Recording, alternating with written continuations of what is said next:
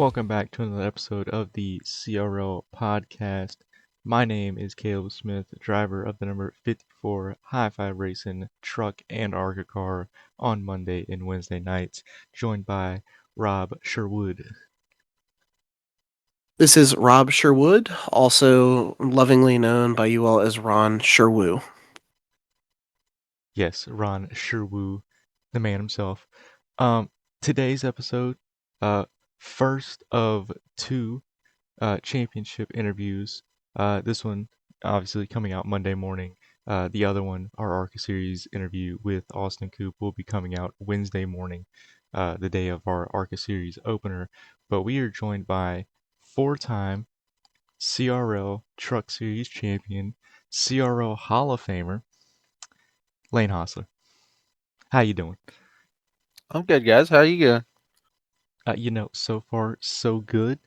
Uh, let's I we had just done the interview with Coop, and we asked him how his season went. So I'm gonna ask you how do you feel your season went?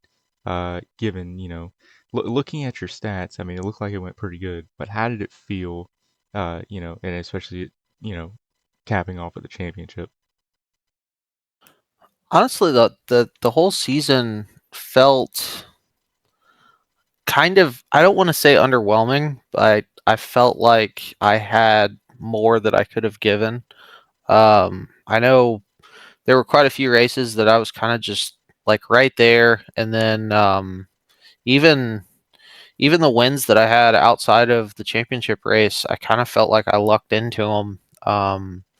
The race at Kentucky, I kind of got some good cautions at the right time and played the strategy right and ended up front. And the same thing with Charlotte. Like I didn't feel like I had the fastest truck. I think before the end of the race, I think I was running 12th or 15th, and then another kind of lucky caution and ended up at the front and kind of just was able to take advantage of the timing of it. Um, outside really outside of the championship race, I think in the two races that I won, I led 17 laps the rest of the season. So it's not like I had a great season. It was just kind of there at the right time. Yeah, I'm glad you brought that up because I was actually sitting here looking at your stats. It's kind of remarkable hearing you say that it felt underwhelming because when you put it in a vacuum and you're looking at the statistical breakdown, I'm sitting here looking and you've got the second highest average running position across the season, the second highest driver rating across the season, tied for the most wins on the season, second in top fives for the season, and then you scroll over to the number of laps led and the fastest laps, and you're at 4% for each of those, and you contrast that against Parker, your teammate, who had 31% of the laps led for the season and 7% of the fastest laps. I think that speaks to your ability to kind of outlast the competition, essentially, and kind of put yourself in those spots, which, I mean, as we all know, is one of your best qualities as a driver in this league. Because if we can keep up with you in the long run, we know that, okay, well, we're not that far off generally. Yeah, I think realistically, the last couple of years, I going into pretty much every race, I kind of I'll do like a 10 lap run just to get a feel of the tires, and I might do one or two attempts at a hot lap. I think most cases I'm far and away not the fastest driver in the league. I think that kind of allows me to try to find other ways to find my way to the front. A lot of times it's just slightly different strategies and trying to make kind of, I don't want to say gutsy calls, um, but like trying to play cautions and strategies right. Um, that's kind of been really how I like to approach races. So, speaking on that, I'm curious to get your thoughts with us switching over to back to the points format or the chase format for the upcoming season. I know with past seasons and the format is win and you're in. You can feel like you can take more risks once you get that win under your belt. So knowing that there will be more emphasis on the point side of it, how do you see that affecting maybe some of those gutsy calls? Do you think you're more likely to try some of those at a track where you feel like track position is key? Do you feel like you're less likely? I'm just kind of curious to get your thoughts on that. I mean, pretty much every race, I kind of look at it as if I can end up around the top 5, I'm really happy. If I end up kind of in the top 10, I'm still pretty happy. I'm I'm not always looking to be like the top 1 or 2 or 3 guy. I don't I don't think that's realistic in this league anymore because there's I think there's 10 or 15 guys that can show up and win. So um, really, like a top 5 is a good night for me. Yeah, and we kind of talked about that with Austin on the other podcast. Spoiler alert. And just how you're not going to win every race, and as you said, especially with the competition in this league, it's hard to find that balance for some people, myself included. Of you're not always going to be the fastest out there, and sometimes, yes, you want to give yourself a chance to win, but sometimes putting yourself in the best spot may be starting 8th to ninth on fresh tires and hoping you can drive to the top 5, and that's just the maximum result that you can get, and that's okay. Yeah, absolutely. I don't think you can go into every race and say, "Yeah, I'm going to win this." I think that's that's kind of setting yourself up for failure a little bit. Um, I don't I don't like to I don't like to go into anything with too high of expectations. But at the same time, like I always want to do the best that I can, and if the best that I can do on a given night is 5th, then that's at least I can know that I gave it my all. So That's pretty much how, I go into those races. I'm just like, all right, well, I give it everything I can, and wherever we finish, we're okay with it. Does it suck finishing 12th to 18th? Absolutely. But we had fun doing it, and that's all that matters. So, I brought this up before we started recording. Um, you're tied for the most Truck Series championships in CRO history, tying Joey Stiers with 4.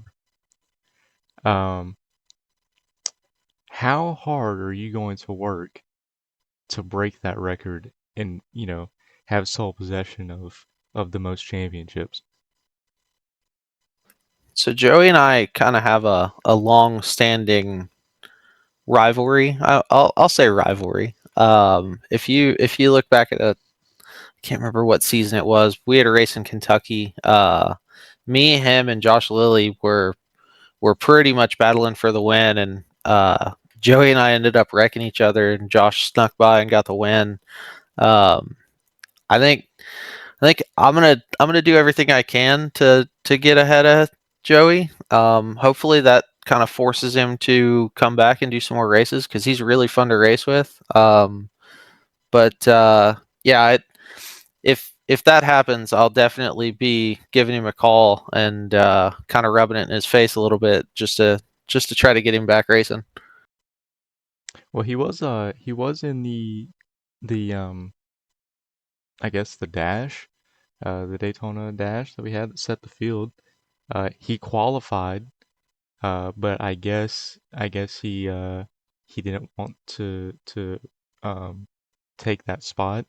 So somebody else ended up uncharted took that spot. Uh, so like he's still racing, but he's just not full time. Um, but yeah, no, if you win number 5, he'll probably come back. I think he'd have to. Yeah, at least you gotta try.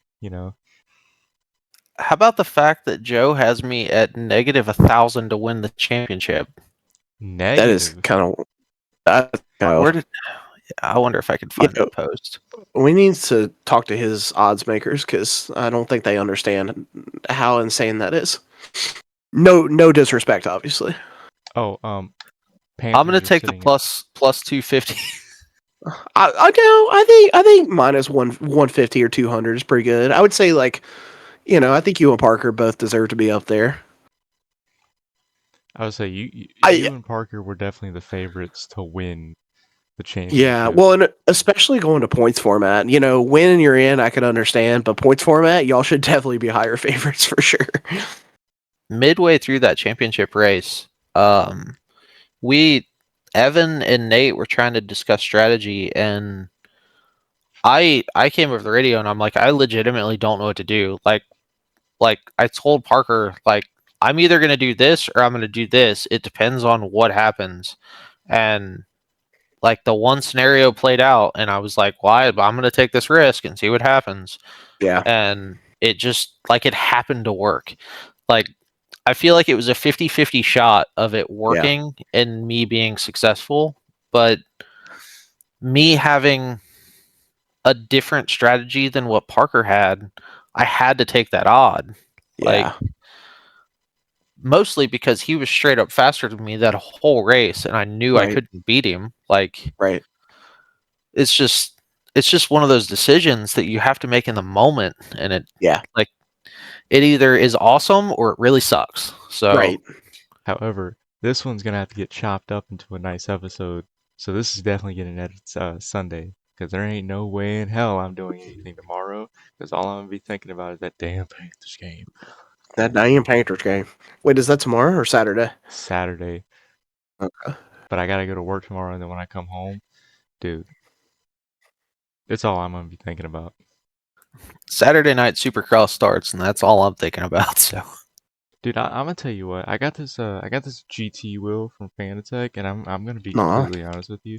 The quick release on this fucking thing sucks ass. Like it makes me want wait, to buy. which one is it? So I got the you remember the The old McLaren plastic one one? that you have to turn? No. It's the new QR2, but like it's a plastic it's a plastic quick release, but like it's so like once it's on the steering wheel, like the base, it's on the base.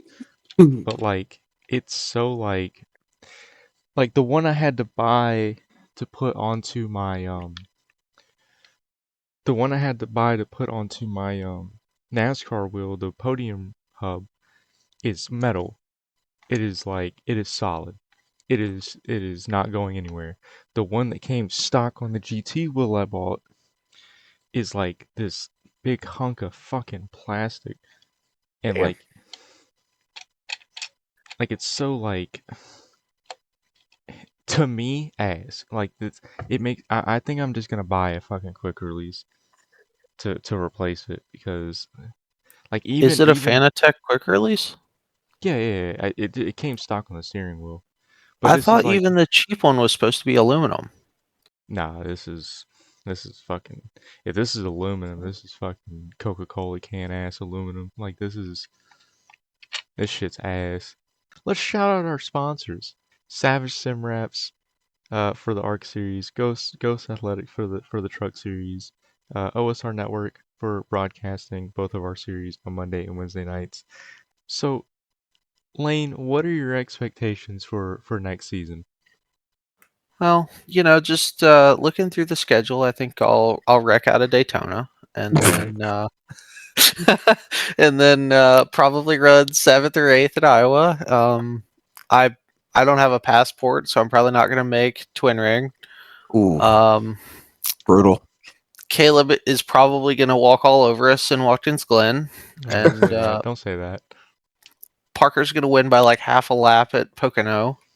Yeah, that's true. Um, I'll probably wreck trying to run the fence at Auto Club, and then Yeah. I'm definitely going to three-peat Charlotte. That's the goal. Three-peat Charlotte. I'm glad you said you gave yourself enough credit to win one of those, by the way. I just want to point that out. Well, I mean, I've got 2 crown jewels. Why not just sweep it? Yeah, Uh, that's I mean and that's then true. and then Bristol is That'll be fun, I think. Oof. Homestead will be fun. Parker is probably going to win Homestead. Hmm. At one point in time, I had Las Vegas on lock, but it depends on how the drafting effect of the truck is by the time we get there. Martinsville is Martinsville, so we'll just skip that. That could be such a good race, but I have such a bad feeling about that. If NASCAR would go back to single file restarts at short Hmm. tracks, I think it would be fantastic. I agree. I just if you get 25 laps into a run at a race at Martinsville, it's some of the most fun racing that you could ever do. Yeah. It's just getting through those first 5 laps of everybody trying to either get everything they can or fighting for the bottom. Yeah. Um, it's so tricky. And I then will. go ahead. I was just gonna say, yeah. I will say the playoff race at Martinsville this year was really good though. So I'm encouraged for next year. I hope they continue in that direction. The last couple of seasons, Martinsville's been some of my favorite racing, but I'm also a Blaney fan, so That's fair. you know. But yeah, like I'm really excited for our schedule. I think it's going to be a lot of fun. We there's enough tracks on the schedule that we put on good racing that I think it's going to make for good TV. And with the people that we're going to be racing with, I think realistically we're going to put on some of the best motor racing TV on YouTube for over the next few months. Like I think it's going to actually be worth watching for everybody that wants to watch it. Yeah, I'm super excited for this season coming up. Um, I am still gonna make playoffs. That's my prediction, even with the new format. I'm gonna make Oh, playoffs. I like it. Shooting your shot. I like it. You know, you miss 100% of the shots you don't take. So even if I were to miss the playoffs, I still shot my shot, and that's better than a shot clock violation. So we'll leave it on that. Um, anyway, we hope everyone enjoyed this episode of the CRL podcast. Thank you, Lane, and congratulations on your 4th championship in the Truck Series. Um, we will see everyone Wednesday for Austin Coop's interview, where we talk about his ARCA season and his championship. Um, but until next time, bye bye.